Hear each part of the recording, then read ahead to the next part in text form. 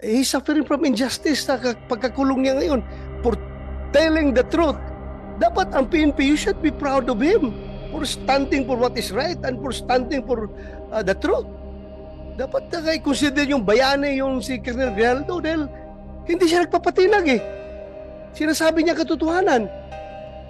Kahit na i-contempt niyo ako ilang beses dito, kahit na ikulong niyo ako ng ilang beses, basta yan ang katotohanan, panindigan ko yan. Dapat, he deserves your applause. The IDM, yung sitwasyon ni Colonel Grijaldo, nagreklamo yung asawa. They are always talking about welfare ng mga tao natin. Nakakulong na yung asawa niya, pinutulan pa daw ninyo ng sweldo. Sino bang taga DP? Upo ka dito. DP.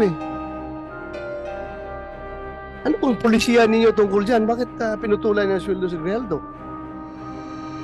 Gamitin mo yung microphone. Sir, si Colonel Grijaldo, sir. Ano ka sa DP? Division Chief, sir. Ng? Policies, Plans and Program Division. So you represent DP and the Chief PNP as far as the Grijaldo case is concerned? Am I right? Sige, sagutin mo lang yung mga tanong ko. Sige, anong sasabi mo?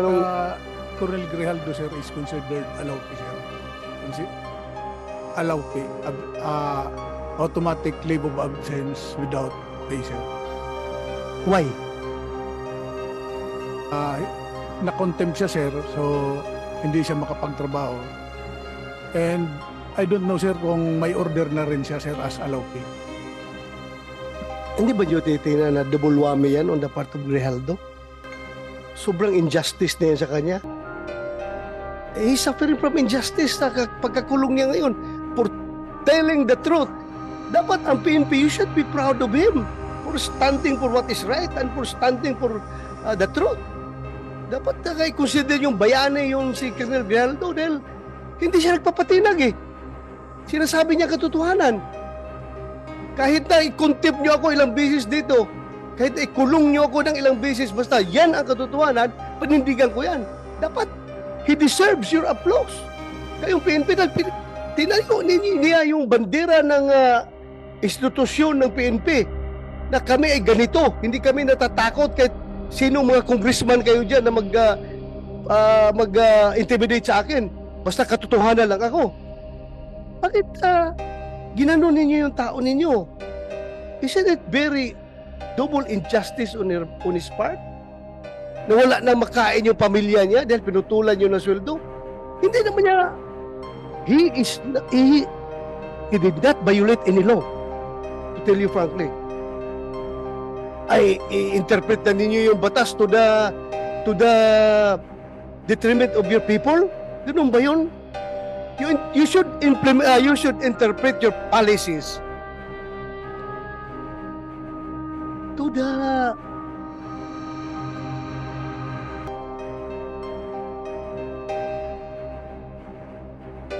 advantage of your people. Tingnan mo, you should be liberal enough to interpret your own policies. Hindi yung porke nakakulong, i-apply ka agad yung no work, no pay. I-apply ka agad ninyo yung ano ba yung policy natin dyan pag nakakulong? Sabi nyo, yung incarcerated na tao or one is automatic, putol ang kanyang sweldo. Kawawa naman yung tao. Yung ginagawa natin yung policy na yan, ha? The intent of that policy is to make sure na yung mga eskalawag na pulis natin na nakakulong ay hindi na mag-enjoy sa sweldo niya. Is Grijaldo eskalawag? Kahit for purposes of discussion. Sabihin ko, isa, wala kami magawa. Yan ang polisiya natin. No work, no pay. At kapag incarcerated, putol ka ng sweldo. But still, dapat may puso kayo sa tao ninyo. Kung nangyari sa iyo yung ginawa kay Grijaldo, anong sabihin mo?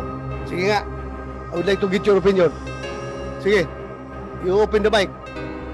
Ikaw, nagsasabi ng totoo sa isang congressional hearing. Kinuntim ka. Ikinulong ka. Ngayon, nakakulong ka na.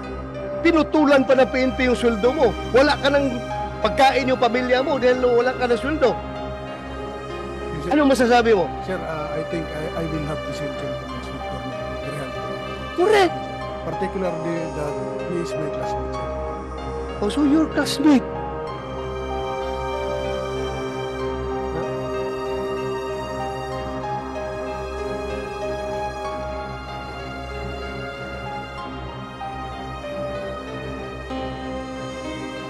Oh, alam mo, kayo dapat dapat manindigan kayo para sa tao ninyo. Not even the House of Representatives, not even the Senate could force you to do injustice to your people. That is double injustice. Ang ginagawa ninyo. Tumayo kayo. Ano lang sabihin ng mga patrolman ninyo ngayon doon sa baba? Ganito na lang among PNP, walang bayag. Kinakawawa na nga kami. Kinakawawa pa kami ng sariling ahensya namin. Kapaka-heartless naman ninyo kapag ganun. So, classmate mo si Grijalvo. So, ano ngayon? Hindi kayo naawa.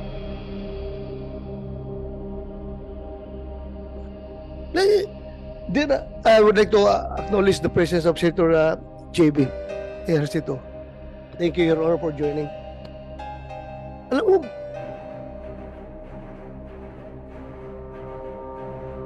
that is why I required the Chief PNP to be here. I would like him to explain his side properly. Dapat. Because as a commander, it's very basic. Dalawa yung ating function as a commander. Number one is the accomplishment of the mission. And number two is the welfare of our men. Dalawa yan. Magkatabi yan. Accomplishment of the mission, welfare of our men. Anong welfare ang ginawa niyo kay Grijalvo? Hindi ba talagang nilaglag ninyo siya? Dahil as I have said, you should be proud of him. Hero ninyo siya. Porke galit sa kanya yung Quadcom, galit na rin kayo sa kanya. Tama ba yun na behavior ng isang institusyon na dapat tinitingnan ang kabutihan ng kanyang mga membro? I don't see any reason behind bakit ganun kayo mag-treat ng tao ninyo.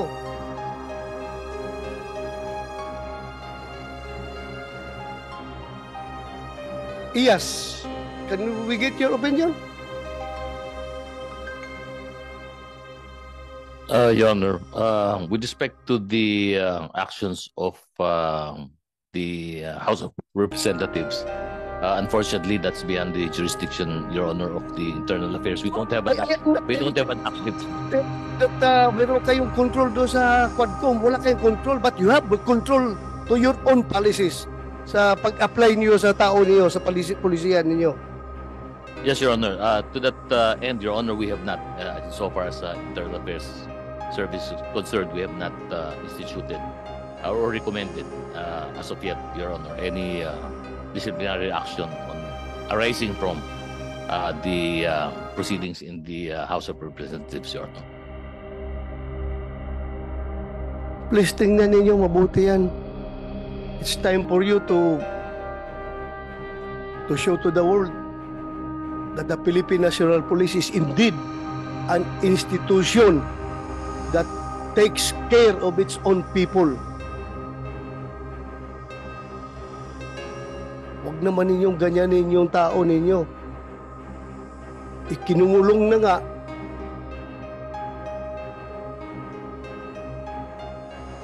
Sobrang injustice na experience niya ngayon, putulan pa niyo ng sweldo. Paano ang pamilya niya? Paano yung pag-aaral ng pamilya niya? Paano yung pagkain nila pang araw-araw? Wala na siyang sweldo.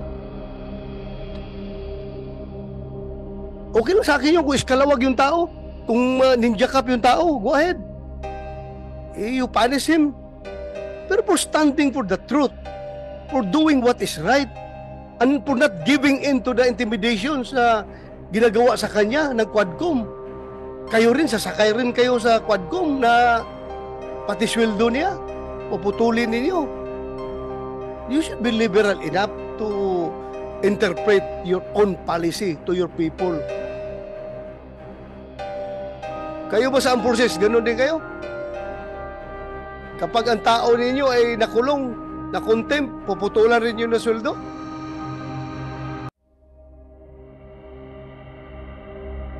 Anybody from the armed forces can speak up? General Mortello, sir, from the Yes. AFP. In our case, sir, it's all based on the legal requirements of to discipline our people. So it's all within the bounds of policies within the organization. We have yung tinatawag namin, sir, na the right of the commander to institute punishment. So meron sa the AW 105, sir. So any commander, even down to the smallest unit, can impose punishments based on the to institute discipline within the organization.